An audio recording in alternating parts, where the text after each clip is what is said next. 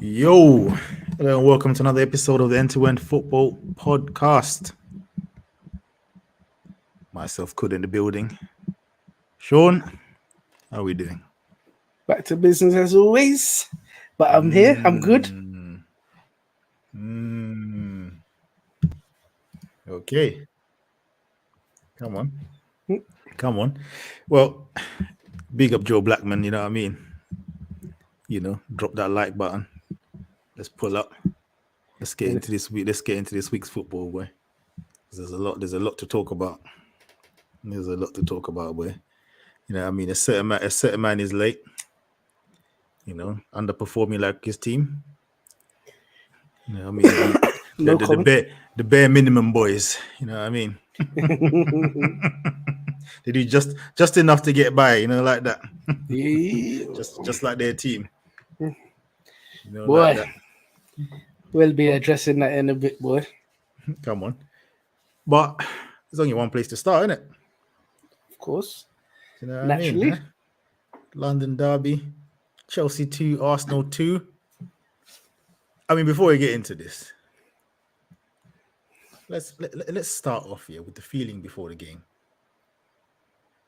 What were Arsenal fans saying to you before this game? We're gonna watch Chelsea. Chelsea are not nothing. Okay. Yeah. Okay. I ain't gonna lie. They were saying it, but I was with them still. I'm not even gonna come here and pretend like yeah, I saw this coming. I thought they were gonna brush them. I thought they were gonna put them to the sword. I didn't. I said it's a sticky game. Remember, we played them earlier in the season, bruv. It weren't no easy game. They had us under the cosh at some points, bruv. When they play against the big teams, they seem to do okay. Yeah, it's mad because. But then you lost record is jarring, bro. Your 0-0s and oh, at least it was 1-1 this evening. It's ridiculous. But I mean, Arsenal won their last season. They were looking, do you know what I mean? I'm sure they've got a half decent record in the last few years anyway against Chelsea. But this game, I mean, let's just talk about the thing generally before we get into the controversial things here. I mean, at 2-0, that game was comfortable, innit? For Chelsea. Because, bro, Arsenal I don't think they hadn't had a shot on target before that mistake. They had the ball, but they weren't doing nothing with it. No, they're just moving around. No penetration at all. Yeah. But then the goalkeepers in this game, man. Come on. Come on, man. Yo, you know what this is, yeah? This is basically Edison and Allison from Wishblood. Nah, you can't even say that, fam. Yeah, don't put my goalkeeper in them. This is Edison and Allison from Wembley Market. Wembley Market. Nah. Like that. But, it's one of them dodgy corner shops that say you out of date goods, bruv. What are you talking about? Yeah. Speaking of dodgy stuff, you know what I mean, and dodgy goods, yeah. Let's bring this man in, yeah. That's, you know what I mean, couldn't even be bothered to turn up to the pod on time. Yeah. You know what I'm saying? Like I said, the bare minimum, boys, like his team, you know what I mean? Doing the bare minimum just to get by. Yeah. Man, like Abs 1010. Hey, don't do that. What sort of introduction is that, bro? That's a nasty bare minimum, gang. I respect my thing, bro. What's going on here?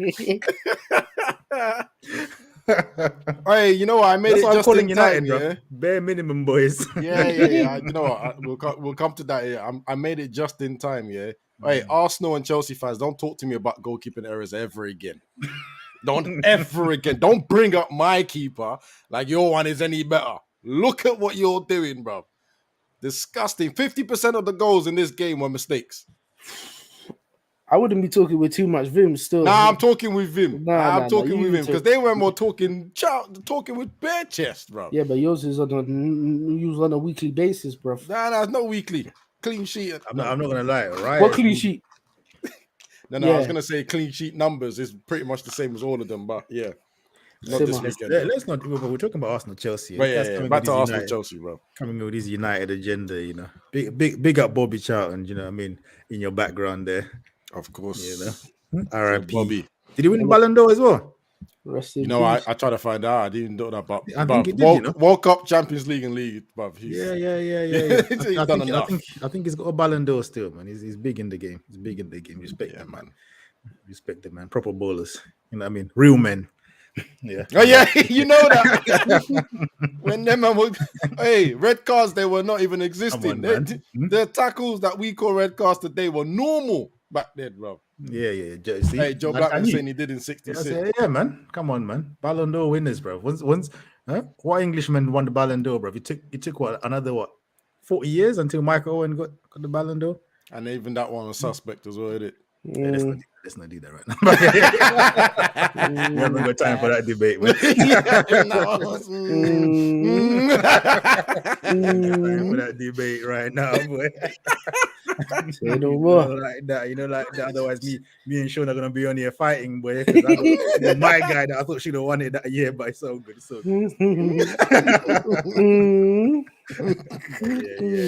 No, let's move. But yeah, man, the keepers. I mean, yeah, it's absolutely. I mean, you're trying to derail the conversation with your Nana agenda that you're trying to do. You're a nasty guy. It's nasty work. Let's go. But let's start off with Raya. Yeah? They brought him in because they want to play at the back. I mean, that's the only reason I can think of, right? And he can't do that. And bro, they've now created this whole situation where you've got two keepers that are of a somewhat similar level, right? And I can't think of a time this has ever been healthy or worked long term in football. Listen, I think, let's be honest, I think Ray has come to be number one, and the other guy's number two. Let's just call it as it is, because since he's here, it's been a swift takeover. Who's starting all the games? It's not competition. Right, I don't think there's any competition at all. I'll just go back to the games I can remember. I remember the Champions League game against Lens. For Lens's first goal, he just booted it to one of their players. Yep. Right. I'm sure the next game against Man City. It might not have been. But anyway, a couple of games later, or the next game, it was Man City. And that first half that he had, he was very lucky to get away with that, yeah? And what are they doing? They keep panning to my man on the bench. Panning to my man at the bench. I'm trying to think. Let me even think of teams where they've had so-called two keepers fighting for the thing, even though that's not the real thing. Yeah, I remember when you had a little period where Henderson was supposed to be giving De Gea, you know what I mean, a run for his money. Yeah, and when Henderson was playing, as soon as he done anything, they'll pan to De Gea on the bench. Yep. Vice versa. Do you know what I mean? When we had, I'm trying to think now, is it when we had Keylor Navas? Someone else. Yeah, no, I can't remember now. But that again wasn't healthy. Again, one of the guys had to cut because you just can't have two. That position there that's the position. Just like, yo, it's vibes, isn't it? This is our guy, and you get a backup guy that's happy to be a side man that's only going to play every now and again. And that's just how I have to roll. That's just how football works. You know what I mean? This whole, we can have two keepers and this, that, and the other. It's madness. But performance-wise, 70 minutes, Chelsea were, somewhat on top. I'm going to let you guys cook because I've got some agendas to run, but I'm not going to derail the conversation this early. Yeah. But, and then Chelsea just bottled it, really. They did a Tottenham. Classic Tottenham, sorry, just in case. And then you're looking at it, their keeper now. Was he not like Brighton's third choice keeper or something? To be fair, he was their number one. No, he was their number one. Yeah, but he got booted off though last week. When he left, he wasn't number one. Yeah, I think he'd been dropped, fun enough, for all these mistakes that he'd been making. But didn't Chelsea buy in because they couldn't get Raya? Or you know what? Listen, this football roundabout, bro. Hold on, you're telling me they missed out on Raya. That's also making mistakes. I'm sure that was it. I'm sure that Yeah. was it because obviously they were you know. Kepa as number one, isn't it? But Kepa wanted to go with Ruben Rodgers. Oh, don't talk about that guy. Yeah. No, but it's the truth though. We're in the ghetto right now with that guy, but hey, we move. we move. No, but yeah, I think it was the bare roundabouts for the goalkeeper. I think Kepa went on his loan, innit? Just if I remember correctly. And then they needed a keeper, and I think Raya had just gone to Arsenal, so they got the Sanchez youth instead. And I'm laughing because all these roundabouts with goalkeepers, and no one hollered at De Gea, bro. I'm just, and then I'm still hearing people. This is not time for your United agenda. Sorry, man. but we're talking goalkeepers, isn't it? And all them people that are there in now, I'm trying to say, he wouldn't make that mistake. He should be back, bro. Roundabouts with goalkeepers, no one is interested. Lloris, no one is interested. Yeah. Anyway, let's move. I mean, thoughts on the game, specifically the times where Chelsea were on top. I mean, what did you make of it? How much credit do you give to striker? If they had a striker, an actual threat down the middle, they would have. This game would have been long gone. Arsenal weren't coming back, even with that dodgy goalkeeper in the goal. Right, and that's been a conversation we've had since the beginning of the season with Arsenal. I mean, sorry, with Chelsea. That striker is a donkey. He's a purple patch merchant, isn't it? He had a purple patch. Do you know what I mean? 2-3 good months in La Liga, and then they jumped and said, "Oh, let's sign him before." You know what I mean? Before someone else gets it. But he didn't really do your due diligence. He just, just jumped it. But it turned out to be. I'm not gonna lie, though. This is horrific. Like when, remember? Do you remember Michu? Yeah. One good season. Yeah. You know what I mean? Like in La Liga, he also played to be fair with Michu, he had actually a one very good season in La Liga before he came in. Yeah, but at least he gave you a season of you know what I mean, of starting. But this guy has given him a preseason. Wasn't it like 3 months he was good in La Liga? It wasn't even that long, was it? Who? Jackson? Yeah. Yeah, that's what I'm saying. He's given them. No, I'm talking about Chelsea now. When he's moved to Chelsea, all he's giving Chelsea is a preseason. Yep. Because that 1-on-1 that he had, the way he looked like a centre back. You know, like a centre back somehow finds himself in the box 1-on-1 with a keeper, and he's just like, "Oh, what am I meant to do here?" Do you know what I mean? He did not look like a striker that was 1-on-1. And can you imagine? I think it was 2-0 at that point as well. This is a goalkeeper that had no confidence. You went, nah. And he made a mistake. He made a mistake when Raya kicked it out straight into the middle. He should have got punished there as well. But things could change for Chelsea once Nkunku comes back. Maybe, I don't know. You have to wait and see how he decides to perform. The Chelsea tax is nasty with attackers, boy. You know them ones they just like, Nkunku. Let me wait until I see it. Yeah, this is what I'm saying. Because they might have had bigger names in that club, boy, that have not delivered, boy. So, yeah, you gotta wait and see, boy.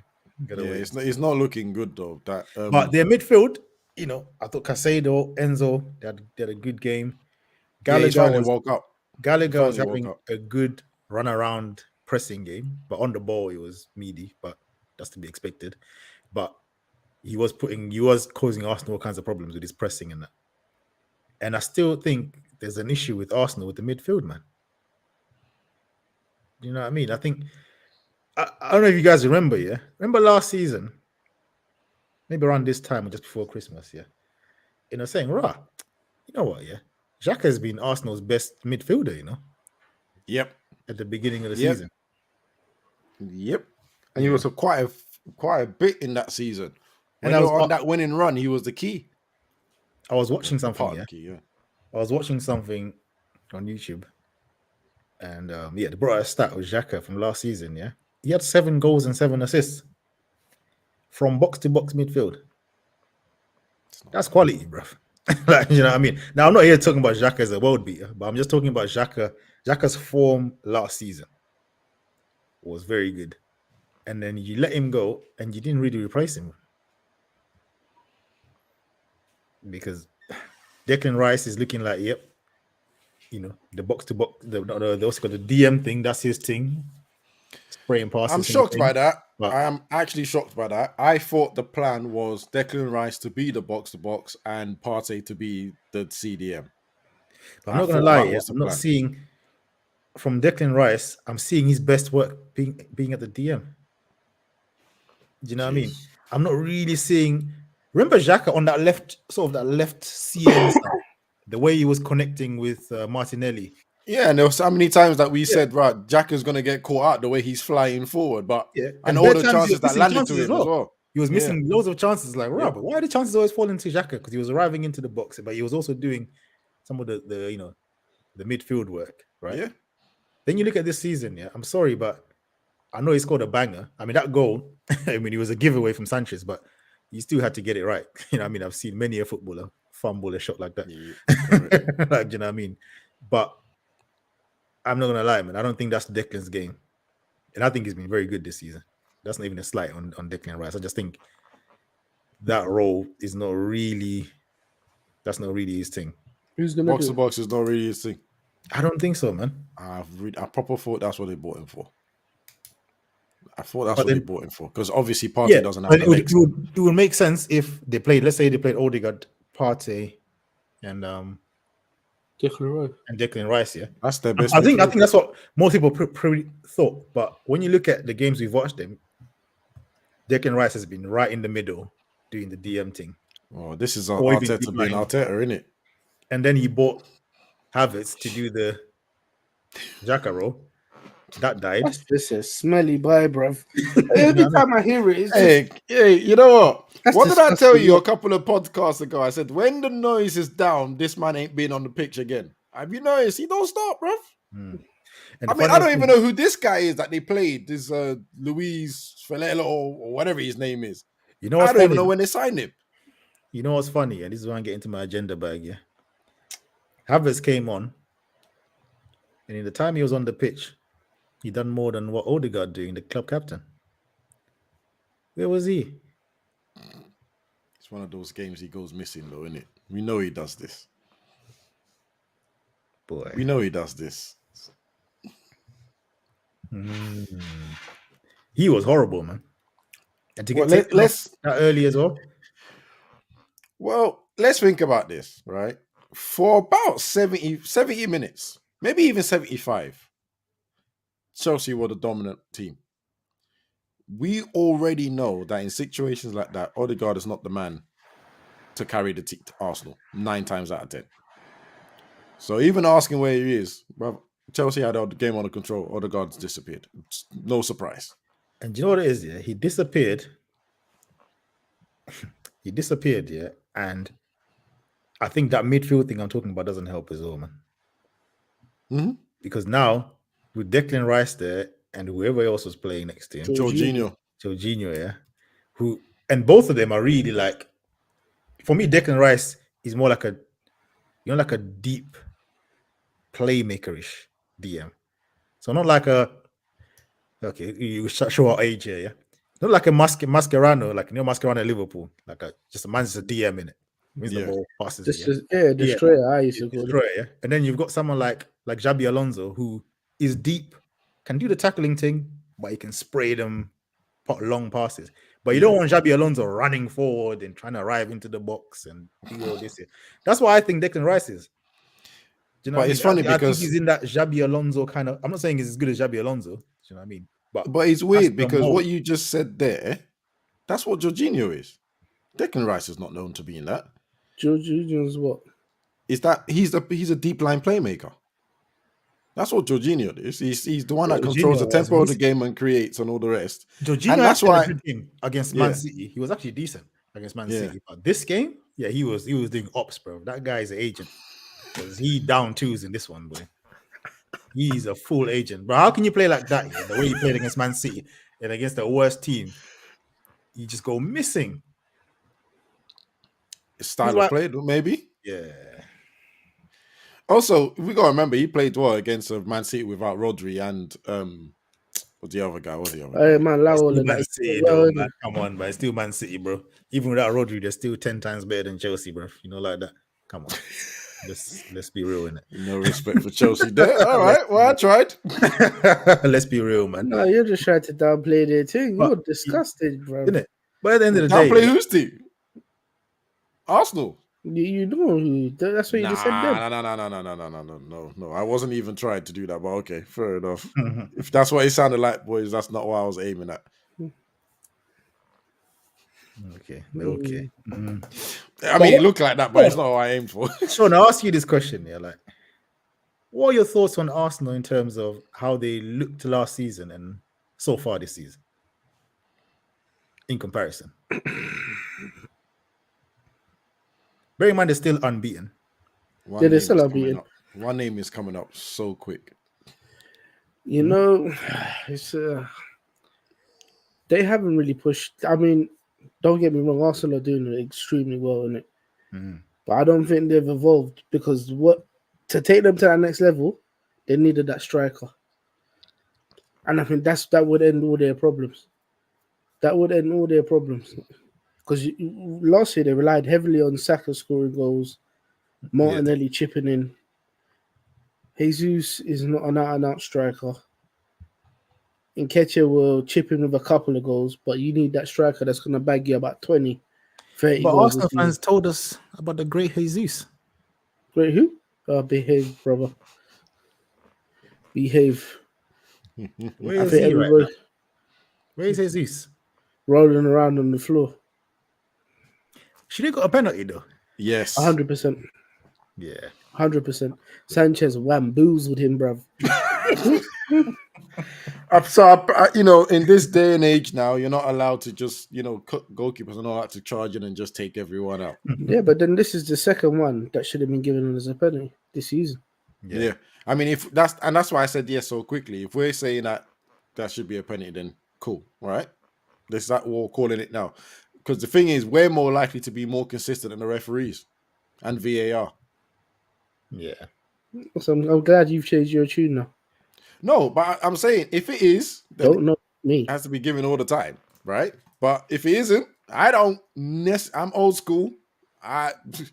There's many a time that I've been clattered as a player going for a corner kick or whatever by the goalkeeper, and everyone just goes, well, play on. Right? Even sometimes players have been taken off with concussion. How many players were in the crowd when you played that match? What do you mean players in the crowd? Not one. So how many fans were watching that game? About 10 fans, innit? Parents and family members.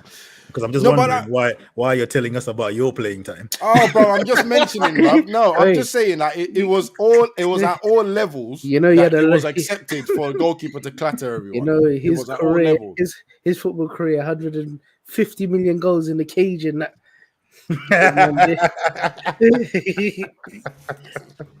Because we're talking about professional players here. Yeah, but it does back in my day. No, but it does explain how far down the line from professional to even Sunday league that it was accepted for a keeper to clatter people. I know what you're saying, but then this is one where like I think we're all in agreement, including yourself. We're like, yeah, this is a pen, bro. This one kind of it stands out. It's not the normal thing. Do you get what I mean? This is. But that's what I'm saying. Based on the rules now that because obviously after that episode, everyone was talking left, right, center. I said, okay, it's now penalties every time a keeper clatters someone. Then it wasn't given the next week. It was 2 weeks afterwards by someone else. But everyone's still saying it's a penalty. So that's nasty, man. He missed the ball completely. Oh, come on, man, bro. But it has happened. The third time it's happened? Not been given. So it's already, we're seeing that they're not even keeping up with their own words. So what is VAR meant to? Well, when we get to your game, we'll talk about that one too. What VAR do? They don't do nothing, bro. It's vibes now. And is it me or are they worse than last season? Because I think last season we were already like, let's switch it off. It seems like it's getting worse. It does seem like it's getting worse. I'm telling you, WWE versus Premier League. This is an entertainment business, bro. They're making it worse. Absolutely. But I mean, okay, let's go into the positives for Arsenal, yeah. Because for me personally, I'm like, to be title Someone challenging. put this up because I don't know why you got dominated. How is it hate? Yeah, Arsenal fans are mad sensitive, man. Come And on. especially, Obi. They're mad sensitive. They want us to just come here and just talk about how great they are. Do you know what I mean? For 15 minutes. Yeah. We just talk about how wonderful Arsenal are. You know what I mean? I'll put on tapes of the Invincibles if that's what you want. But anyway, to keep it moving, yeah. The positives for Arsenal is that obviously what sparked their comeback is a horrendous mistake from Sanchez. But they still got their 2 goals, still rescued it. You know what I mean? Could have been an L, like you guys said, it could have been 3-0 at certain points. Yeah. They managed to do a little comeback, so that's the positives. Is there a game on right now? Really? Yeah. It's, Tottenham are winning at the moment against Fulham. Ah, that's right. Yeah. But what was I saying? So yeah, I think that's the only positives. But I don't know, man. Arsenal are not. They need to fix this midfield thing, and like Sean said, the striker situation definitely needs sorting with. Do you know what? I've said it before.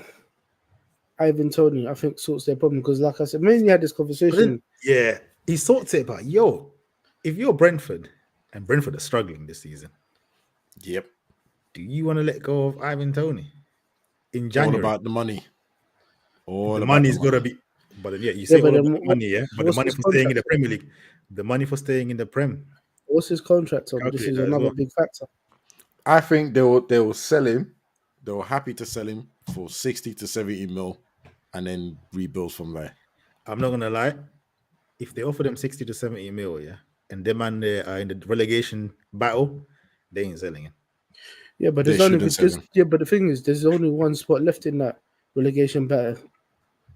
2 teams already cemented it for me. No, it's true. It's true. That's the one. I mean, I include Crystal Palace in that as well. Yeah, that bruv. I said it. I can't remember what game I was watching it, but I said, Crystal Palace and Burnley. Yeah, not Burnley, another team. Sorry, Crystal Palace and Everton. I was like, these men need to thank their lucky stars for these rubbish promoted teams. Yeah, because any other season, it will be very dicey.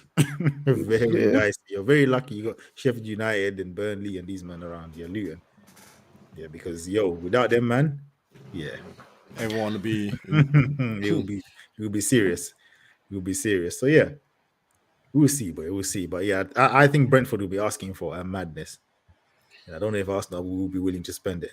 Well, they should take Sir Havertz back to Germany for a cut price deal and use that to invest in Ivan Toney because it's not looking good over there with Havertz.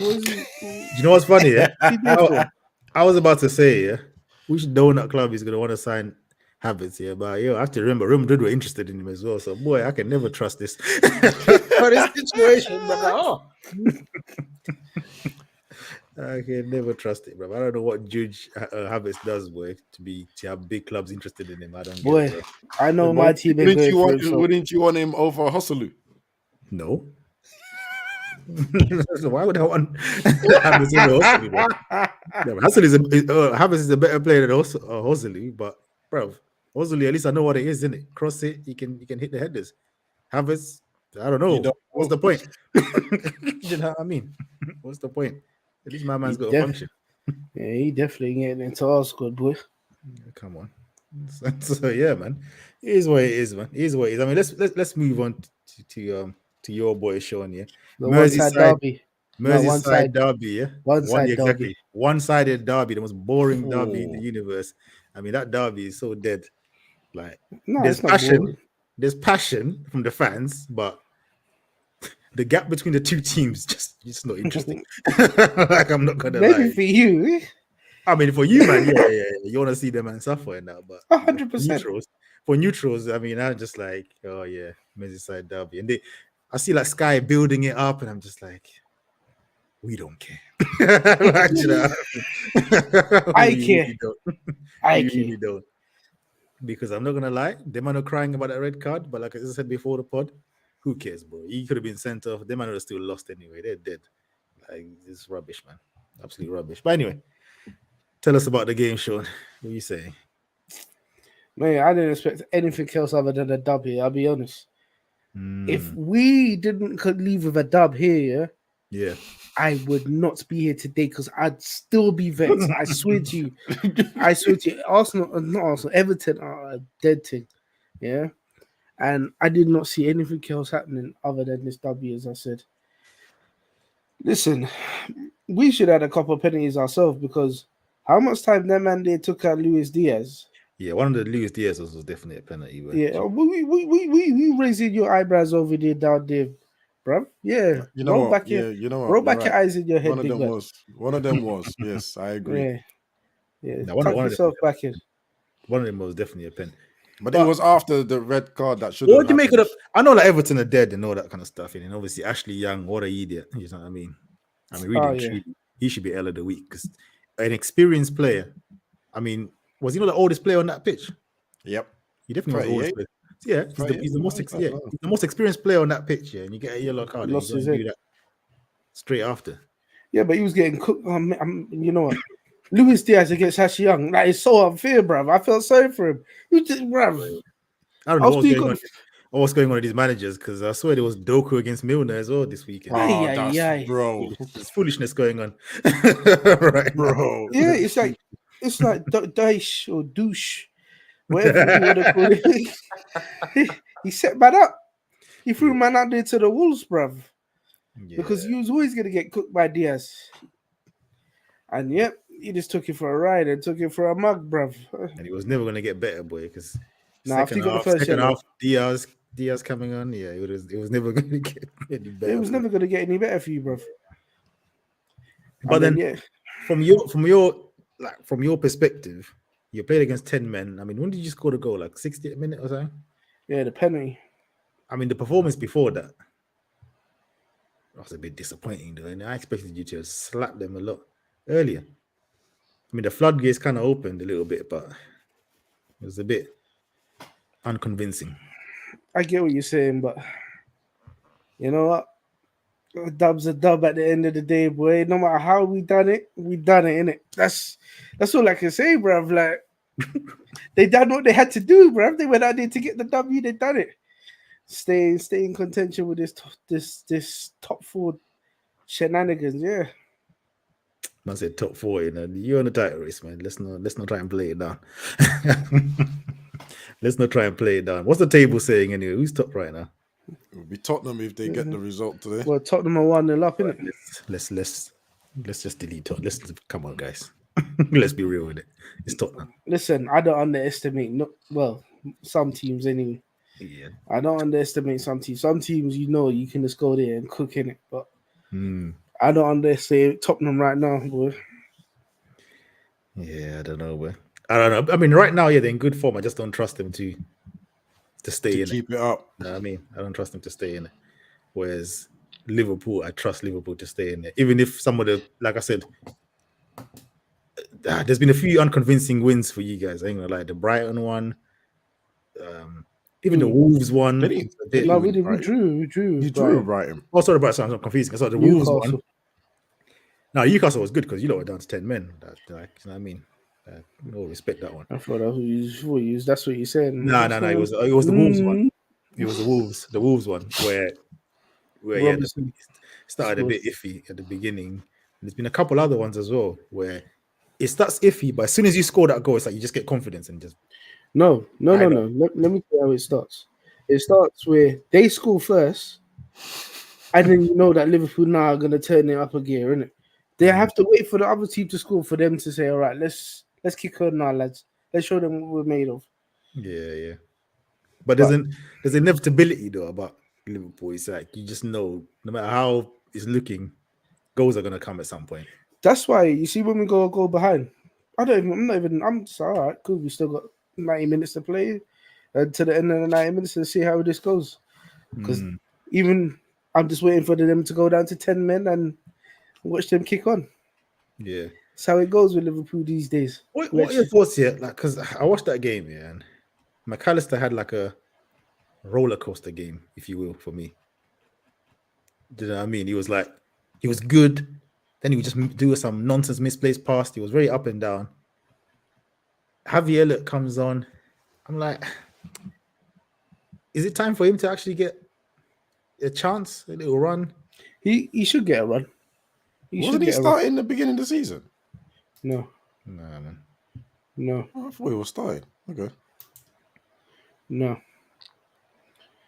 But I don't understand because he's got the Because every time he's come midfielder. on, he's looked silky. And you know me, I like players that can control the ball. One thing I can't stand is kick and run merchants. You guys know this.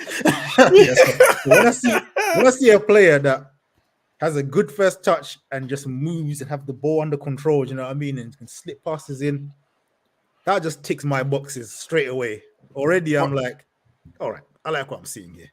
But if he's making impact from the bench, and did you play Enzo today? Sorry, this weekend. I didn't even check properly if you did play Enzo or defensive midfielder. There's not really a lot.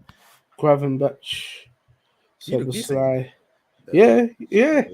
I was happy with his performance. Yeah. Can't wait to see more, mate. That's what I said. Out of the midfielders, I think the one that was a bit thingy was McAllister in this game. But that's because he's playing deeper. Yeah, he seems to be asking him to stay deeper, but you've bought he's Endo. the deepest one. Why not put Endo there? If he's not up to scratch, then why did you buy him? Yeah, that was literally what I was about to say. You can't take McAllister off because he seems like he's got the responsibility of being a deeper one. Elliott is an attacking player. He's not going to play deeper, so he would have to then replace either Gravenberch or Szoboszlai. Yeah, that's it's not going to do that. Doing that. Yeah, it's not going to do that. So definitely not. That's why he's making. Yeah, that's why he's making an impact from the sub bench. Come on. Yeah, you know what I mean. That's done. Don't worry, Dominic. Save yourself the stress. I see Kudo was a bit tongue tied. I just had the slide ahead. Everyone's there. Just get the end of the slide. Yeah, but so that's why he's coming on as an impact player. But as John just said, the most important thing, just get a defensive midfielder on, man. We were having this conversation with some of the coaches that I work with, and it literally all of us were just like, they need to just play the CDM. There's no point having him, and he's just sitting there, and then forcing someone else to play our position. Yeah, but you know what? Another thing I was going to say, I don't know, maybe because we got loads of games, and obviously that Europa League going to God knows where, somewhere in Europe. You're not going to take that seriously anyway. It's a competition now, man. Of course he's going to take it seriously. All right. I think the reason he's not playing the DM is because I think he feels he can get away with it. Well, he's been getting away with it. You know what I mean? He feels like, I can get away with playing my man over there. It would take one real cooking or a little run of form where it's like, yo, this ain't working. We need to change it. But as long as you get in your wins, I don't think he's going to do it. You see that test? You know that test is going to be when he comes up against Arsenal or Man City. Yeah? Because Arsenal, like I said, they're a decent team. Yeah, of course. And obviously, you know what Man City's on, innit? Mm-hmm. And I think those are going to be the two big tests. No disrespect to any other teams, but I think those are the biggest. That is unnecessary. No, funny guy. No. Bro, we know it's Man City up here, then Arsenal, Liverpool, Arsenal, whichever way you want to go with it. We know those are the teams in it. Everybody else, it's a bit dicey still. It's a bit dicey. I know Tottenham are top right now. You know what I mean? But yeah. What will kill me is that confidence is when they're going to lose to smaller teams. But did you hear what I just said? That's what I said. No disrespect to other teams, but those are the teams that I think the ones that are going to give us the most problems right now. Those are the best teams in the league, isn't it? Do you know what I mean? City, Arsenal, Liverpool. I think for me personally, there's a gap. Obviously, I have to keep stressing this. I know Tottenham are top. I know they're playing well, but I'm sorry, I'm not buying stocks in Tottenham. I'm just not. Do you know what I mean? I am just not. Because I know that's the Arsenal ambassador in you, bro. Not being able to support Tottenham. This is just going to fall off, bro. I can't trust that team. Do they have European football? I can't trust that team. Tottenham. Do they have European football?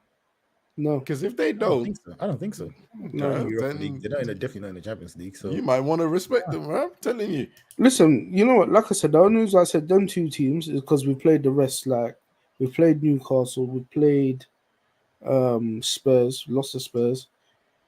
played Villa, we beat Villa. So and that winning against Villa is looking like a serious team right now as well. yeah, Newcastle away, that's a tough place to go. Many a team are gonna get clapped there. yeah, that's what I'm saying. That's why I said no disrespect to any other teams, but I think those are the biggest right now. They're going to be the biggest games that are going to be the hardest games for us.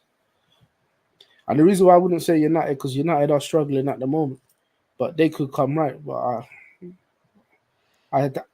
to be honest, I highly doubt it. Let's not even bring that conversation up. Well, to be fair, Sean, I mean, this man said on this podcast that they're gonna go machine for machine for points with Man City.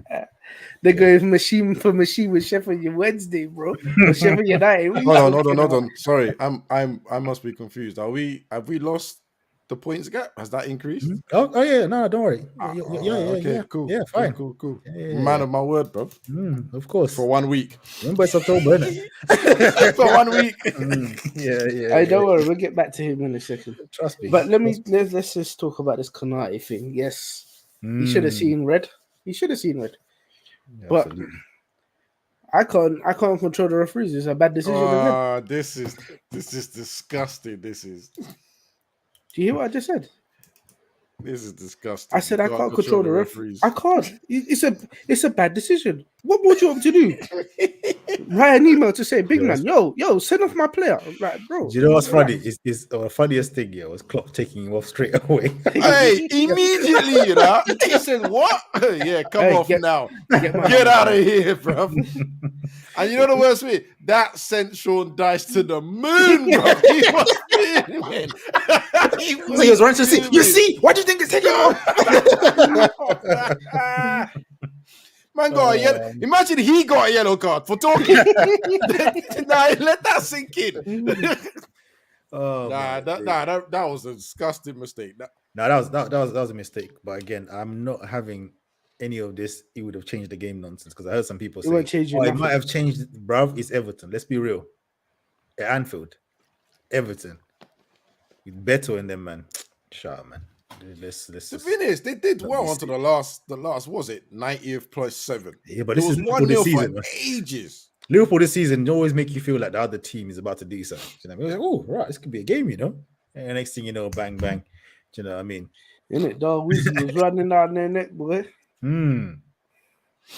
That's doing the impact sub thing. I'm still waiting for when he's gonna actually start him now because he's come on and had impacts in games. But I don't know if his Klopp is thinking this is what I want. You don't spoil it, bruv. You don't spoil when it's going well. Leave him there. But he must get frustrated at some point, though. No. He has to start him at some point now. I don't know really what's going on over there, bro. The Europa League starts saying gonna cut it, bro, after a while, bro. Do you know what I mean? He definitely wants to start. Do you know what I mean? So 100%. We'll see how long that goes for. Because really, who played ahead? Was it Jota? Jota instead of him. Jota is not really jottering right now. I'm not gonna lie. Jota's not scoring, but for some reason it's working. That's the thing. You know, when something's working, you just don't want to change it straight away, even if the impact is. It's nice having that impact because the truth is, I don't think Jota will have the same impact off the bench as he does. So why would he switch that around? Yeah, but Jota can come off the bench and score. The same impact? Brother, when this guy touches field, everyone knows he's on the field. And it's like it's foot race every time. Yeah, because a lot of players are not catching him. You don't want that foot race with my man. Exactly. So he comes on when everyone's knackered. Like, think about it. He came on. I know a game where Jota should come on from the bench though. Arsenal. Yeah. I loves Arsenal where you could give Jota 5 minutes. He's bagging too. Yeah, he does like a bit of Arsenal. Yeah, he does like Arsenal. But boy, I'm not even saying nothing too tough, boy. When are you playing them? Is it soon? I don't think it's soon, but boy. I said, boy. I know it must be coming, but Sean's being cautious about Arsenal. Interesting. But anyway, let's move on to your boys. Let's move on to your boys, Abbas. 2-1 against Sheffield United. All right. Well, did Mctominay give the penalty away as well? Yeah. We'll come in. I'm gonna come to all Right, of that. get into it. As I said, as obviously I put the guy up. R.I.P. and prayers to all the family for Sir Bobby Charlton, as we said earlier, probably one of our biggest legends. And I'm not even saying this as a joke. I don't know how he's been able to maintain a smiling face the way United have been playing for the last 2, 3, 4 seasons. I'll be honest with you. And then it goes us swiftly into our game. The question mark over the club. I'm just saying the whole club, because this whole month has just been almost a write-off, right? From the sale to the Glazers to the share prices to the debt to then the structure to then the manager, the players, the injury. Brother, I've got to the point where I'm a part-time fan now. I just look for the result and go, all right, I'll go watch the game another time. Through thick and thin, I watch my team. Good for you. Good for you. The man there. You see that? You see when they support United, winning everything. You see now because it come to the rough times. Listen. I've been here. Hold on. And this is why what's funny. Glory We started this podcast, and in the rough times, I've been here showing my face during the hard, bad times. You get me? Well, consistently. Well, the first time was a bit. The first year was a bit shaky. Yeah. Also, since we changed it to Monday, I've been here pretty much all the time. Just remember that Sunday there's a family issue. Yeah, but you literally just said to yourself just now, I'm a part-time fan. But I'm getting to a part-time fan because I can't deal with the. Oh, but the treble times you was a diehard, didn't it? You was in school shouting and stuff, yeah. Come on. Yeah, of course you was. Was I, Sean? I wasn't that loud in school, bro. You and Filmer were still the loudest about Liverpool. Don't try it. I was quietly and confidently humble. Because we will back our team to the END, bro. Yeah. No switching up sides because we're doing bad. You're used to making noise. That's all it is. As for us, right? It's a nonsense. And you know what it is as well? The media loves it. Just keep spinning out story after story after story. I'm almost going to meet United on my Twitter feed because it's getting to the point where there's always a story every week. This week, it's Sancho going to Saudi Arabia. He doesn't want to apologize. Blah, blah, blah. I don't care. Oh, why is Rashford scoring at England, but he's not scoring here? Oh. We're going for the Graham Potter rumors as well. Big boy. Big boy manager. I love to see it. I didn't even take. You know what this thing is? I saw the picture, I blocked it. I didn't even take it seriously. I'm not reading that. I'm not even spending any time with it. You won, innit? So that means Maguire's win ratio is going up. It's higher. Yeah. You know what? Where is that thing? Because I took someone sent me a picture of it, and I said, "This is what he lives on." Bearing in mind, right? They're comparing 15 games to 42. Right? Why didn't Maguire play those 42 games? Like he's not. We're not being serious here. Anyway, let's go on to the game. In fact, let me even give you a stat. You know, I'm good with stats. Rashford, Højlund, Anthony, Martial, Garnacho. How many goals do you think they've got between all of them? 5. What's that? Goals? Yeah, as in Premier League goals. What, this season? Yeah. Oh, wait. 4. Oh, wait. No, 4. I'm going 1.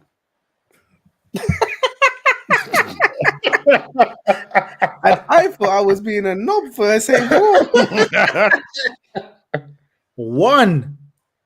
How much money has that been with the value of all them players there? That's insane. Delo has 1. Mctominay has 3. That's your top goal Casemiro scorer. has 1. Bruno has 2. And then, man, they wanted to sell McTominay for 40 million. Yo, without him, you'd even be in the position you're in. Can you see how life is wicked? Can you see how football? You know when they say football's a humbler. And I'm glad it's humbled you because, like I said, you wanted to get rid of McTominay. You'd have been fighting in the bottom half of the table right now without McTominay. is a humbler. Yeah, I'm glad you humbled you. But do you know what? McTominay did a McTominay. And that's the craziest thing. First of all, we got to talk about Bruno. I don't know how he gets away with these stat padding, yeah? Because no normal person puts the ball in your face when you're that close in the penalty area. I don't understand it. But yet, McTominay somehow controlled it and it trickled away into the net. And it's so funny to me, right? That product of the Man United Academy, a centre midfielder, just happened to score the first goal on this weekend. And then he does run in these celebrations, and you're thinking, oh, just typical McTominay. Yep, of course. 5 minutes later, gives away a penalty for sticking his hand out. And you just go, oh my God, could you not just go on a positive without any negativity? That would be great. Penalty was taken very well. And then it became a game of missing chances. United were just missing chances, left, right, centre. Sometimes we were making bad decisions. Sometimes the shots were shit, whatever you want to call it, right? And it was during that game that I heard that fantastic stat about only one goal. Because he is. Because he is, right? That only one goal has been scored between all of those front guys. Yeah, but you know what? To be fair to, what's his name? The Rebel Haaland. He Don't try it. Højlund. His name is Højlund. Rebel Haaland. Nothing to do with Haaland. It's just negativity again from media trying to compare these two. It's just Højlund. But this is what the comparison wasn't. There's no comparison, brother. And one man has 9 goals a season, 9 goals the last season. The other one had 30 something before he joined Man City. There's no comparison. As I was rudely interrupted, but like we said, when you want to go machine for machine, he's a Rebel, isn't it? But right. To be fair to him, he ain't got the service. What? He ain't got the service. He had chances this game, man. This game he did, but the last couple of games that he played, it's like certain people just tunnel vision. And there's one talk about Rashford. People is one is Rashford, but actually no, Anthony's tunnel vision as well. That's a waste of money. That, but as I was saying, Rashford, there was one where he should have shot. And he actually went to pass. I was thinking, are you all right in your head, bruv? Why don't you just be your greedy self and shoot? Because you would have had a better opportunity in shooting. Imagine that was a one time for him to be greedy, and it would have been understandable. He goes, oh, I'll pass this one. Just. And you know what the thing is, right? What's bothering me the most is that we're not even controlling games. That's what's killing me the most. We have some control, but not enough for the drab football we have to watch. That's what's bothering me. So I think you should just the whole captain thing, because it's obviously a poison chalice. Your previous captain was Maguire, and we all know how that turned out. Now your new captain, I have to say this is probably his worst run of form in a United shirt for me personally this season. He has been horrific. Everything that was iconic about United is now a poison chalice. Striking position, poison chalice. Number 7 shirt, poison. Captain, poison. 7? Mount. That sounds like it's not really a poison chalice. It's just the wrong recruitment, if I'm honest. Poison chalice. It's not poison chalice. It's just. Do you know what I mean? It's just dead. Oh, you know what? Sorry, one second.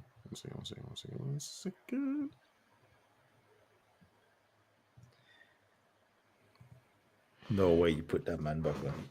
It's just dead. Oh no! Hold on. You took off World Cup winner, Champions League winner, European Cup winner, yeah, Ballon d'Or winner. Yeah, because of the words I was using to describe the football. I thought it was disrespectful to keep saying it's dead. Well, Bobby is in my background, so I just changed it because he did win, so we have this face, just about. But the football's drab. So what do you think the tactics are? At this point, normally, we used to make a joke about Liverpool when it was like crossing Inshallah, right? We used to do that like 2 seasons ago. United's football is just Inshallah. There's nothing else. Just walk on the pitch and pray. Inshallah. Just walk on the pitch and pray.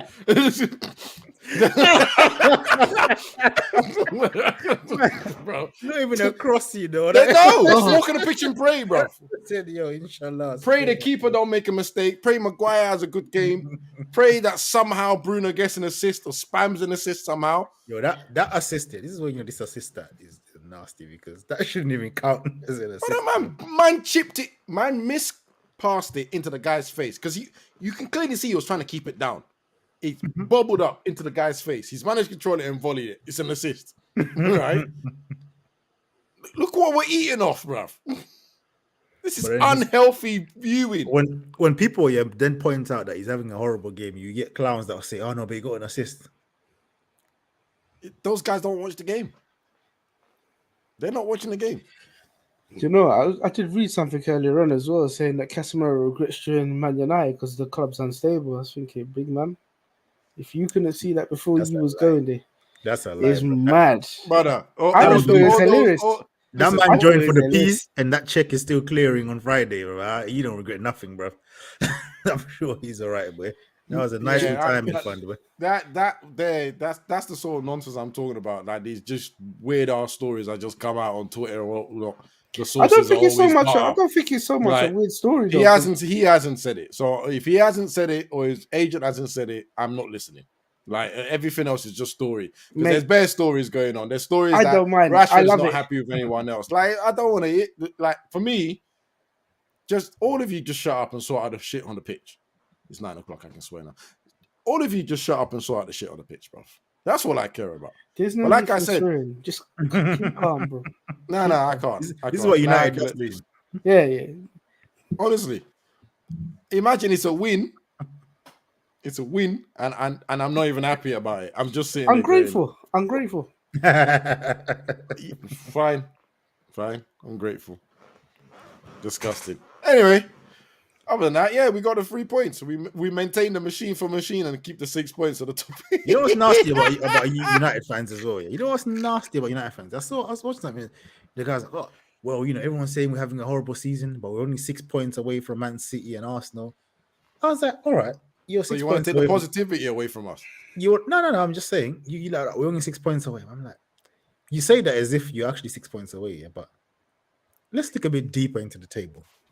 You got -2 goal difference, Alai. Oh, whoa! Whoa! Check the table. With all the players you named, there's got 1 goal between them. It's mad over there. You are in a negative goal difference, yeah. And these teams that you're saying you're 6 points away from are like 10 plus or 11. -2 goal. I think that tells more of the story of the gap between these two teams than the 6 point nonsense that I'm hearing. As soon as you look at the table, what's the gap? What's the gap? Gap between what? How much has Man City and Arsenal got? Goal difference.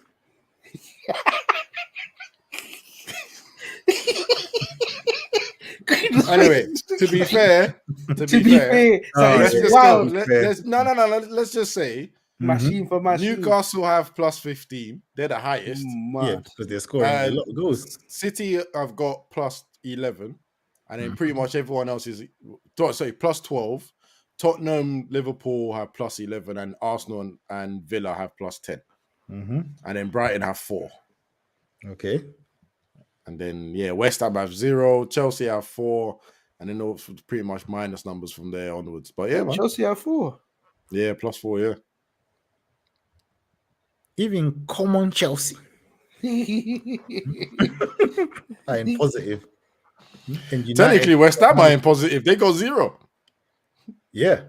Break even. Yeah, he's positive. It's not a negative number. You guys are in minus. Like that shows, okay, you're conceding and you got a problem scoring goals. Yeah. And honestly speaking, you're not talking about, everyone's panicking, but this, that, and the other, yeah. But honestly, this season, how many games have been played this season now? What's the 9 games? 9 games, yeah. We've won 5, lost 4. In them 9 games, yeah. How many games do you genuinely come out and said, we played all right there? Not even played well. I'm not even saying great game, 90 minutes. Just like, you know what? Out of the 5 games, out of the 9. So out of the 9 games, yeah. What game did you come out and said, you know what? That was not bad. 5. Not bad performance. Blood clear. I would say out of the 5 because the 4 games you lost, you deserve to lose. That's out of the 5. I'm not even being funny. I'm being dead serious. I take exception to one of the games, but it is what it is. The game finished 3-1 in the end, but I'd be off. You know what? It's off the top of my head. I can only think of one, and I'm even trying to check it just to make sure. That's a 1 out of 9, bro. 1 game out of 9 games. Oh no, two. Which ones? Which ones is that? Two.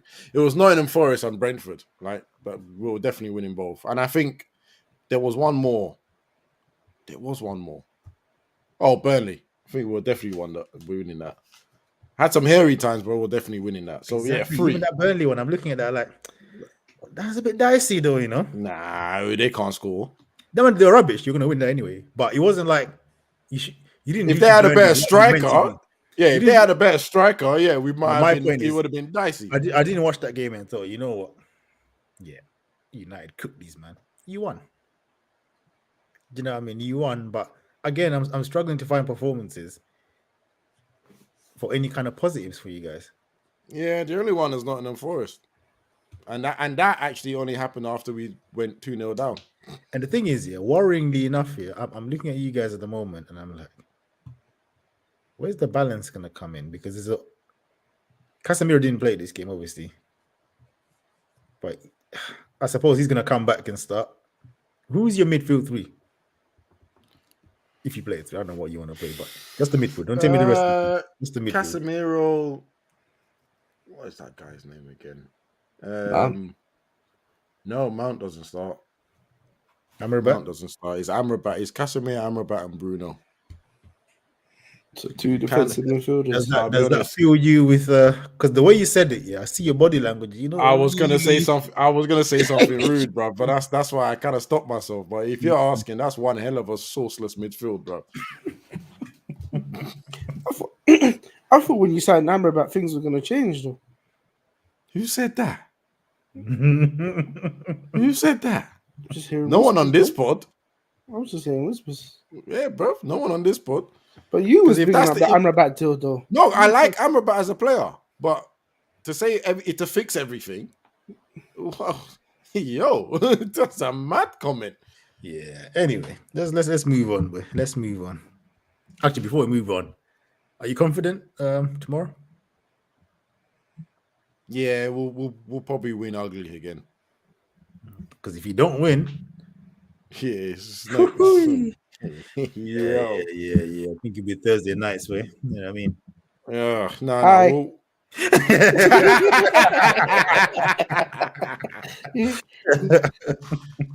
Wait, I don't. Away trip to Galatasaray. That's gonna be a madness. I don't even want to have a discussion of even considering going to Europa League. I think we should just hold our shame and just knock ourselves out properly. Don't even think about all that hard work to get top 4. 3rd place, actually. Not even top 4. 3rd place out of all things.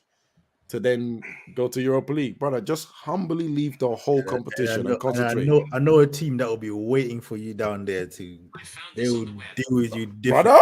Brother, the fans, them man fans as well. They will deal with you there. They will open the gates of hell and say, "Hey, welcome to Europa League." Are you crazy? I'm not having that conversation. Just bow out completely. Nah, You've got your money. You've got your money for your Champions League. Go straight to concentrate on Premier League, FA Cup, and the other cup. Yeah, but Abbas, don't go Europa League, bro. No, but you see the way you men are playing right now, yeah? It is that's not the way United playing it, and you know that deep down, yeah?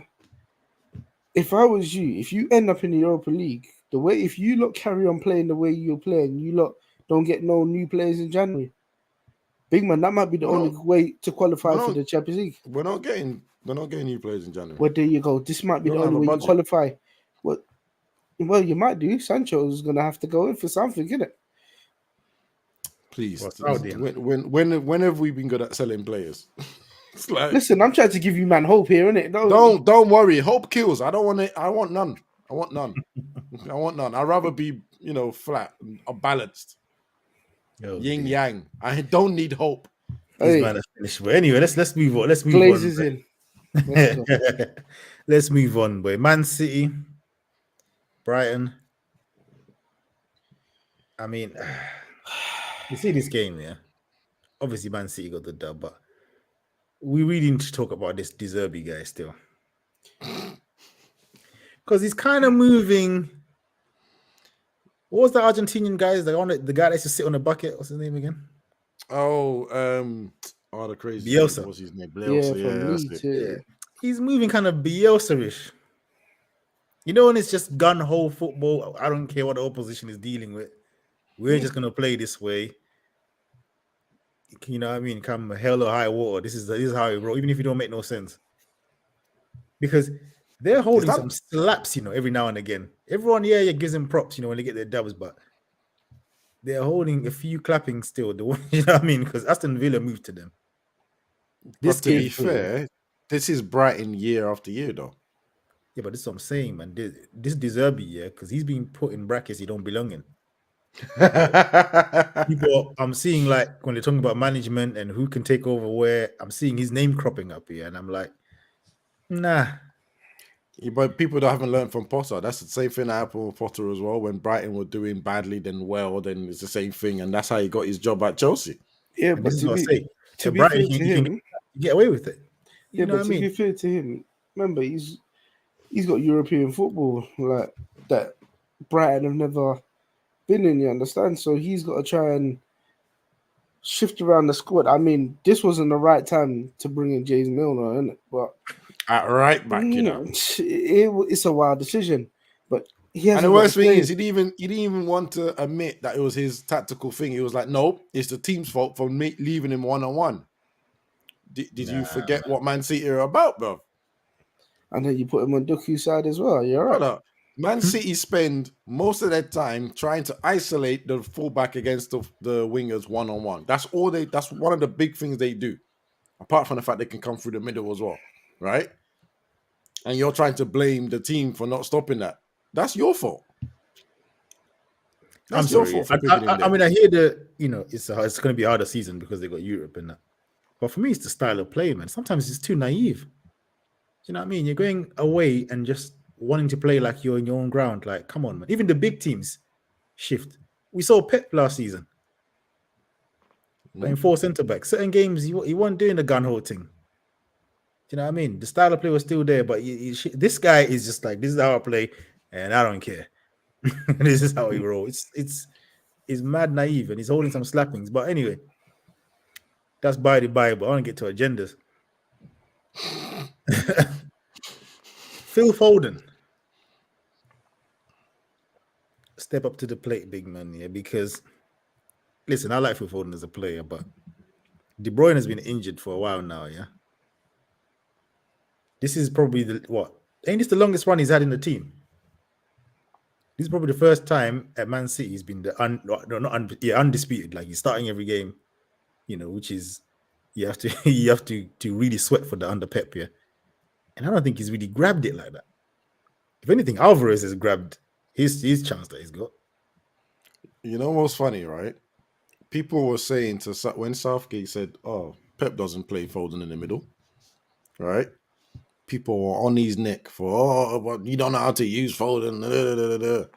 Well, okay, Pep must know how to use him. He's not cooking. He's not been cooking for a long time. And this is in a system that apparently this system is one that makes Grealish look good, that makes Sterling look good, that makes Mahrez look good. It wasn't them, it was the system. All right. So is Foden not that good then? That's what I'm saying, because when I watched him play for England, I mean, I know it's international football, but still, you could tell the quality. He's a quality player, but I don't think he's grabbed this chance that he's had at Man City. Can I ask you a question? And I think there'll be a guy to come in the summer, because Man City, but they'll just go and buy another one. So I don't work to buy another. You know what I mean? This is a team that bought £100 million winger. Yeah, they won the treble, and they're like, you know what? Let's try the pacing power thing now. There's not many team in the world that can afford to just, you know what I mean? Just do that. Just be having £100 million players just chilling on the bench. Well, this is what I was going to, and funny enough, this is what I was going to ask. And this is the point, because Phil Foden was supposed to be, he's the homegrown Man City guy, because they ain't got no homegrown nothing over there. Yeah, really. I mean, they just let go of the one that scored for Chelsea, right? Yeah, but I mean, we've seen his videos. We can tell why. Well, look at his granddad, didn't it? That should tell you why. That should tell you why Pep got rid of him. You know what I mean? I wouldn't even go into that much detail, but since you've done it, cool. Yeah. Just look at his granddad. That's all I was saying. Look at his granddad, didn't it? And you see why. But funny enough, here. Speaking of that as well, do you know, like there's 2 teams here when the African Cup of Nations comes up that are not going to lose any players. Man City and Newcastle. Anyway, let's move. Like that. I'll be honest, only one of them's done that by design. That's what I'm going to say. It is what it is. But yeah, moving on. Okay, so sorry, let me ask you a quick Phil Foden, question. yeah. I'm saying, let me just finish this point there. Sorry. The Phil Foden thing, for me, he's supposed to be, this is our guy, our home. Like how Liverpool got Trent, right? Salah is the main man or whatever, yeah. Van Dijk or the man. But Trent is a homegrown, you know what I mean? Arguably best right back, all that kind of stuff. They got someone to say, this is our guy that we created, yeah. Arsenal, Saka, you man even got Rashford, you know what I mean? Not to say they're on the same level, but teams have that homegrown guy. They want to make Foden that guy, but he's not really taking it. I don't think he's grabbing it. I don't think he's grabbing the opportunity. I feel like they could just sign another attacking midfielder in this window, and he will just dwindle.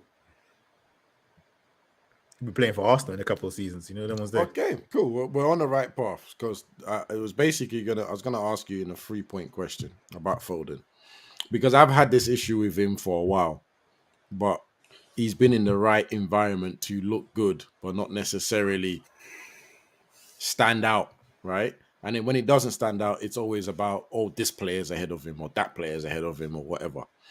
As you said, this guy is meant to be their key player.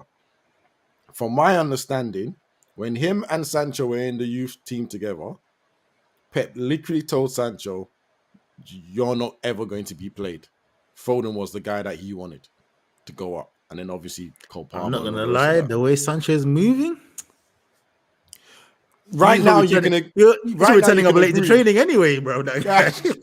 No, like right now, you can probably say, all right, fine, we can see why. But let's be honest, at that time, I was very surprised. At that time, Sancho was definitely the bigger talent. Do you know what I mean? Yeah. Sancho, he peaked.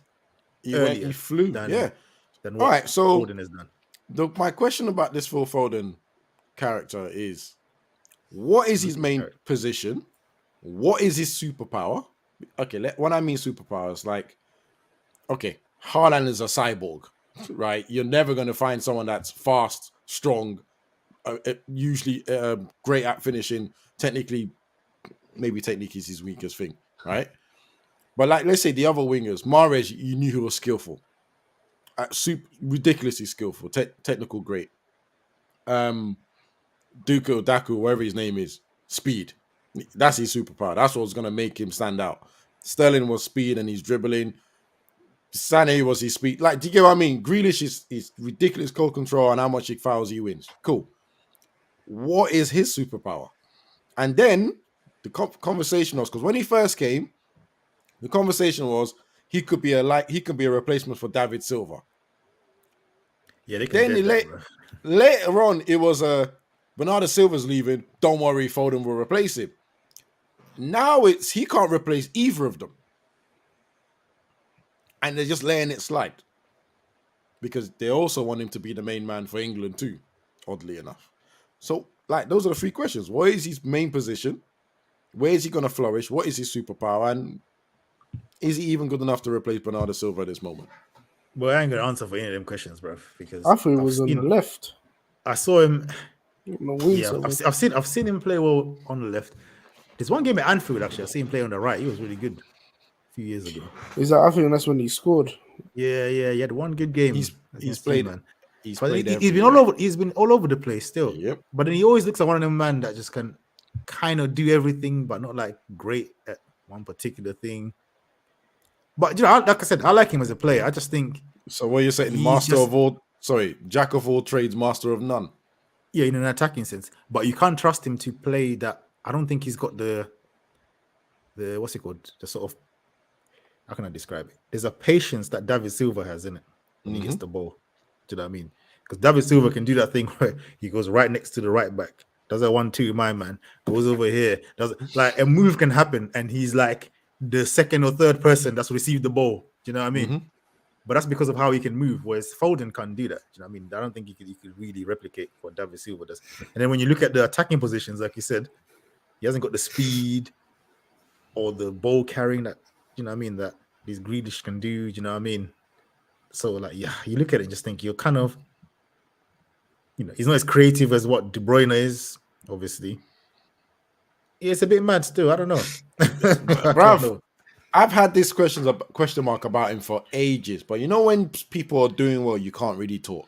Or you look mad for talking, which is usually the case, right? Right? With your team, yeah, you ain't really got much bargaining chip. No, but this is the thing. When we talk about people's clubs and all the rest of it, no problem. But now I'm talking about this is a top club that has no issues, and he looks like he's going to be replaced this summer as things are going. That's the vibe I get. I ain't gonna lie. Like even that Paqueta deal that fell through. Who was Paqueta replacing? I reckon that would have pushed him out as well, out of the team. Even though they're not even the same kind of player, I still think in terms of play time, he's bench. Yeah, but I don't think he's made for that middle. It's got to be on the wing somewhere through. Yeah. It's there more than anywhere else, if I'm honest. That's why I think as well, man. Because in the middle, I just think he just gets drowned out. And he better not try and move out of try to move, what's it called, from Man City, but you can only go to two places, Barcelona and Arsenal. It's the only places for me that he can somewhat thrive. He goes to any other team, he's drowning, bro. He's fully drowning. He needs a team that maybe Newcastle, bro. Yo, that Brexit team. Yo, that's a real men team, you know. That's pace and power in every direction team, bro. It's not for him. It's not for him. But I'm telling you, this guy it's mad that I'm going to say these words, but there is some truth about it when someone you just say is overhyped.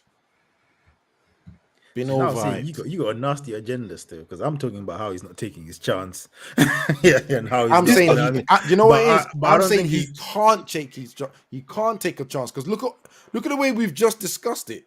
Right? Yeah, but you're now talking like he's dead. He's not dead, bro. I didn't say he's dead. I said he's overhyped. You know what I mean? Because when you actually break it down as a football player and go, okay, so what's his superpower? What's his best position? Okay, how's he going to? But then you're talking about superpower. But the things that you're saying superpower, it's not like he's rubbish at them. Well, of course, apart from the physicality thing, like being strong and fast. Yeah. But this is why I said overhyped. I didn't say he was rubbish. I said he was overhyped.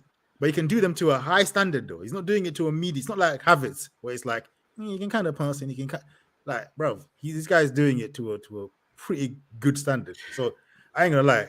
I see the train where you're jumping on, but I'm coming off the station now. Jumping off the station. You can carry on. Carry on your journey, big man. You can carry on your journey, but I'm not going with you all the way. I just don't think I don't think he's as certified. Because I was seeing like the Saka debates. Like, I'm sorry, you can't chat to Saka. Not for me. I'm gonna say these words again. I'm not saying he's rubbish. He's a very good, talented player, but he is overhyped because at this stage we can't even pick his main position. And if you do pick winger, he's not a winger that you're gonna go, oh, if I'm picking wingers, I'm gonna go for Foden. You're not going to do that. And if you put him as an attacking midfielder, you're definitely not doing that. So where is he? I'm just saying he's overhyped. Now I can get off that train because I'm not saying he's shit. I'm not going that far. I'm just saying he's overhyped. There's my stop now. Yeah, my stop is 2 stops before the end. That's mine. He's overhyped. Off. Boy, it is what it is. Well, he's young enough to prove us. He's young enough to prove us wrong. From the last 5 minutes of this pod, you think Man City lost the game? You know them ones there. We're only talking about one player, man. Not the whole squad. Everyone else is on point. Rodrigo came back. They looked at a better unit. You mean Rodri, that's it. Sorry. Julian Alvarez, yeah? And that's another question, Man City question. Yeah? Obviously, he's playing the second striker role, isn't it? Yeah. really and truly he's playing the role where De Bruyne plays, because De Bruyne don't really do the midfield thing. He's really quite close in it. Yeah. Striker. He's got freedom rather. So when De Bruyne comes back, I mean, maybe I should say if, or the when is, you know what I mean? I'll put the when in quotes here because that guy, bro, his fitness thing is, yo. But when he comes back, what do they do? Because obviously you can't drop Haaland. So Alvarez right now is in the kind of... they're going to drop? The man we've been talking about for the last 5 minutes. It's Foden. He's going to... Or he tries to mangle a way where he can keep Alvarez and then play De Bruyne deeper or something like that. It's going to look like I'm attacking Foden, but I'm not. Let me just make that clear now. Yeah? You already called him to say he's going to get it looks like I'm attacking him now, yeah? When De Bruyne comes back, he comes back into the middle with Rodri. Bernardo Silva goes right wing, and then they keep Alvarez as that false 9, number 10 type role. Or they move Alvarez out wide to the wide and then put Bernardo inside and De Bruyne further up. That's how I possibly see it happening. Yeah. I mean, I was, you know, that this all comes to the point I'm making, that he hasn't grabbed. You know what I mean? This should have been a time where he grabbed his chance and it's like, yo, even if De Bruyne comes back, it's going to have to be somebody else that you remove. Yeah. And this Julian Alvarez guy, yeah. I don't know. Okay. You might. Don't start now. What? No. I'm not having no Julian Alvarez hate, bro. This guy's been playing well, even when he doesn't. No. This is my point. I never saw him as this sort of player, right? And as you said, he has grabbed every opportunity he can. He's even added free kicks to his damn Arsenal. Like, he's hitting free kicks now. And the funny thing is that the first time I saw him, I didn't know if he was going to be another Jesus that just looks good because of the team, and then when he leaves, he's going to be nonsense, or he's actually a player. But yeah, as we were talking about grabbing your chance, he's grabbed his chance so well. He's going to be in the team. I'm watching the Tottenham game in the back. Yeah, some of the things I'm seeing Richarlison do. Yo. It's so bad, yeah. You almost feel sorry for the guy, but it's not me. No, I don't feel sorry for him because he talks. Oh my god, the shot he just took just now, bro. Like, honestly, man. Was it Song and Madison? Yeah, cool. Yeah, Song and Madison arguing about who should have taken the shot, but then the way Richarlison came in at the end of it is flipping funny, bro. But yeah, Alvarez, yeah, man, he's taking his chance, man. He's taking a chance, and you know what? Yeah, I think he's kind of bailed out Haaland as well. Games where Haaland, yeah. So Haaland just waits for his chance to bag. You know, what I mean, he don't really do much. People are doing a better job of marking him now. I'm not saying they're stopping him, but as I always say this, man. After one season, if you're a top scorer, and in the second season, everyone will make a plan to stop you from scoring. If you can then maintain the same scoreline, same score amounts, then second season, then yeah, you're it. I think you'll be all right. You know what I mean? I don't know. Do you think he'll be scoring 36 goals again? Boy, I think he's warming up, man. You know what I mean? I think, yeah, this is just a little bad patch. De Bruyne comes back. Yeah, man, I think they'll be all right, bro. I think he'll be all right. He's still, bro, because you know this guy, like, he doesn't need much anyway. It's not like his confidence is going to go down because he ain't touching the ball. The goal that he scored this weekend, perfect example. Just, mistake, thank you, poof. You know what I mean? Yeah, man, this guy's a machine. He's a robot. He's a robot, man. He's doing his thing. But any other games, man, I can't even think of the other. Palace. Palace, bro. Palace. Hold on, Palace here. Let me get into this quickly. Yeah, foolish. I mean, this year, obviously, I didn't expect, even with the full strength team, I expected Palace to lose this game anyway. Yeah, but honestly speaking, you know how they beat Sheffield United 9-0? This should have been the same. This should have been the same. They were lucky it was 4-0. Lucky. Bruv, should have absolutely got smoked. They were all even at halftime, it should have been 5. Yeah. That was the most one-sided game, yeah. It was. I don't know how Gordon hit the freaking crossbar from that close. Embarrassing. I mean, the injury situation at Palace is just shocking anyway, but this is not a game I take much conclusion from because these men ain't going to do nothing, even with all the so-called big players available. They're just going to get smoked anyway. So yeah, man. That like I said, zero. There's no positives. He didn't reach them high numbers there, boy. Exactly. Oh yeah, that's the positive. He didn't get to 9. Because I reckon if they scored a fifth one, yeah, we might have been challenging boy double figures settings. Because it was embarrassing. Every time they went forward, it just looked like they were gonna score every time. It was shocking. Yeah, absolutely shocking performance. And like I said, Palace this year, they're awful, and they're very lucky. Like I said, Palace and Everton, thank your lucky stars for Burnley, Sheffield United, and Luton. Thank you, lucky stars for them 3 teams there. That's the only reason them man there, you can get any confidence that you're gonna stay in this league. It's those 3 teams where that's about it. But it's pathetic. Can't score, can't defend. I mean, a recipe for disaster, isn't it? You know what I mean? Yeah, horrible. I mean, the front 3 of Mateta and Edouard. Oh, it was You know when you see the team sheet before the game and you're just like, do I even have to watch this? Like, do you know what I mean?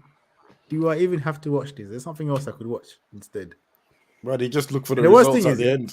I just put it on the side. I wasn't even watching it fully. Every time I looked down, it was just them man there just, approaching the box. Do you know what I mean? I swear, maybe one time I'll see like a fake counter that will just die as soon as to the so-called attackers. It's horrible. Like I said, that team, man. Geoffrey Schlupp in Big 2023. I mean, come on. We don't really bro. Let's not do this, innit? Let's not do this, innit? It's embarrassing. It's embarrassing. But yeah, man, what's the other results, man? West Ham getting slapped. Woo! Yo. Hey, Aston Villa is not a pretty place to go to, boy.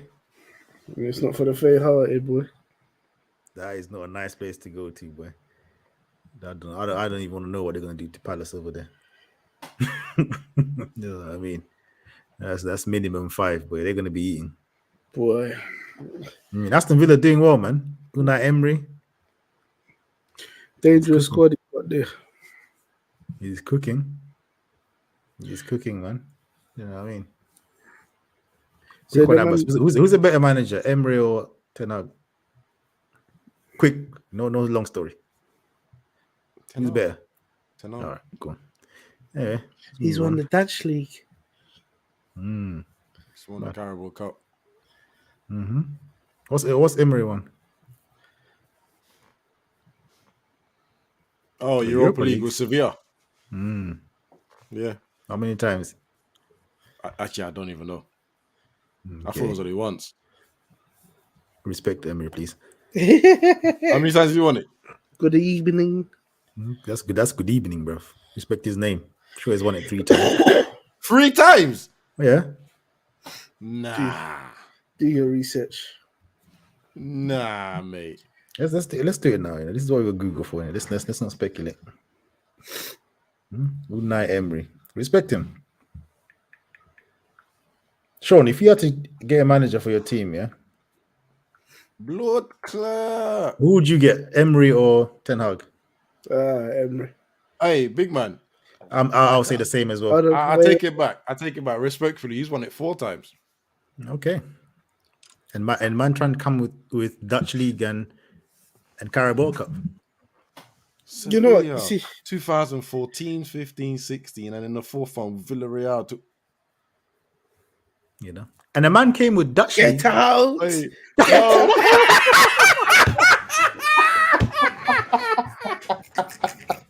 Hey, you know what? It's when I hit that year, I went, hold on.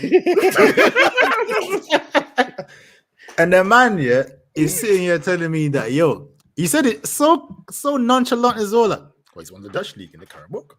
Actually, I didn't say anything. Sean said Dutch League. I said Carabao Cup because in the UK, innit? That's what I'm saying. I mean, what's a bigger Emery trophy? hasn't won anything here, has he? Yeah, but what's a bigger trophy? What's a bigger trophy though? No. But his record in the UK, he's been here 2 different teams. Does he manage? And he hasn't won nothing. Huh? Who has he managed? Arsenal. Did he get the budget over there? He was in Europa League or Arsenal, bruv. Well, hold on. Actually, he got Arsenal to the final of the Europa League, didn't he? That's when they got slapped by Chelsea. Yeah. What did Emery get when he was in the Europa League? So not Emery, Ten Hag. Quarterfinal. Okay, that's interesting. You weren't concentrating on it. Yeah, of course he wasn't. Yeah. I mean, if you remember correctly, Arsenal sold their soul for that final, thinking that was the way they were going to get to the Champions League. Didn't they finish 8th that season? No, they finished 5th, and Chelsea were just bantering them because Chelsea finished 4th and then took both. Chelsea done the same thing they done to Tottenham that time, and Tottenham thought they were going to win the league. When Chelsea just get onto that rude, them hazard days where they'll be dead, and they just said, you know what, you man are getting nothing in it. And then you had Giroud celebrating, saying thank you Arsenal with the trophy. Well, like I said, didn't it? For me, your guy's got to win a few more things to be put above Emery in it. Is all I'm saying. You see, the thing is with Ten Hag, and I've said it to Abbas before, or Abbas has said it before, is that it's the players that he's looked like he wants to bring in. It's just old players that he's worked with from before, whereas Emery will take players from all over the place. I think Lassad did say something that I agreed with in his interview, right? And it is something that he is a new manager and he's a young manager as well, and if you want to put it that way. But you see, when you make statements of errors, have to come to an end. Big man, it was a fair thing to say. You can't come to a new league and just go, oh, everything's going to be the same as normal. Why did you come then? You have to. But you don't come and make a statement like that. Errors have to come to an end. Just say, yo, I'm here to do my job. I'm here to do my thing. I'm here to win. I'm in the mix. Sure. Everything must come to an end at some point. I don't know when Man City's end is going to come. Hopefully his reign comes to an end soon. In fact, hopefully he stays. Yeah, I don't know when Man City's end will come, but hopefully it comes at some point. You keep wishing, brother. You keep wishing. To stay, brother. Relax. Yeah, you have to, bro. But you know what? There's a lot of things like I said. I don't even know, but like he said, his management style is probably more suited to a younger, hungrier group of players, not players that have super big egos. So that's something he has to fix. Yeah, but he's got loads of young players there that he's not using. No, he's starting to use them a bit, but he should have done that a lot sooner. The old guard you got there is not guarding, bruv. Boy, he's long still. That's all. I'll take Emery, boy. If someone gave me the choice, I'll tell you that. Until I see different, I need to see more. Your guy's got to do more. He's got to do more than winning Dutch League, Carabao Cup, and bottling a Champions League semi-final. Got to do more. That was nasty, Kuda. Still, that was nasty, Kuda. Still, I ain't gonna lie, bro. To you. Come on, man. You had Poch in tears because of the unbelievable comeback they done at their ground, bro. At his ground. It was at home as well, bro. Bottled it in their own backyard. Poch in tears, bro. That is jokes. Yeah, it's crazy. It's crazy, but yeah, man. It is what it is, boy. Brentford got their dub over Burnley. I mean, your company, yo. I know they man ain't giving no peas here, but big man. That's another man, stubborn. Yo, it's not looking good, bro. It's really not, blood. Like, yo. The man there won't change up the style, boy, for nothing. Yeah, it's a bit nasty still. It's a bit nasty. Because they're just collecting these L's, man. They're not even scoring, bro. It's bad. And the worst thing is, like we keep saying, even if they sack him, I mean, they're going to, and that's the worst thing about this dirty club as well. Yeah, they give him no money to improve the players for the Prem, and then now if he's suffering, the first thing they're gonna do is not blame themselves, sack him. Then they're gonna get some dead regurgitated manager to take over. Yep. And they're probably gonna go down again anyway. It's the common cycle, eh? It's the common cycle. But yo, here's what it is. But have you got anything else? Any other games? No, I'm good, man. Yeah. All right. On that note, boy, make sure to leave that like, share the video. You know what I mean? Drop a comment. Guys, comment under the video, yeah? Who's a better manager? Emery or Ten Hag? 10. I should have done a poll, really, but yeah, it's all good. Anyway. Big up Sir Bo Beach, you know what I mean? Yeah. Ballon d'Or winner, real Rest men. in peace. I don't know why you brought Ten Hag back in the background there. Because he's nasty work, that's why. Bro, he's a nasty guy, bro. Anyway, we'll catch you guys next week. Peace. Adios. Later.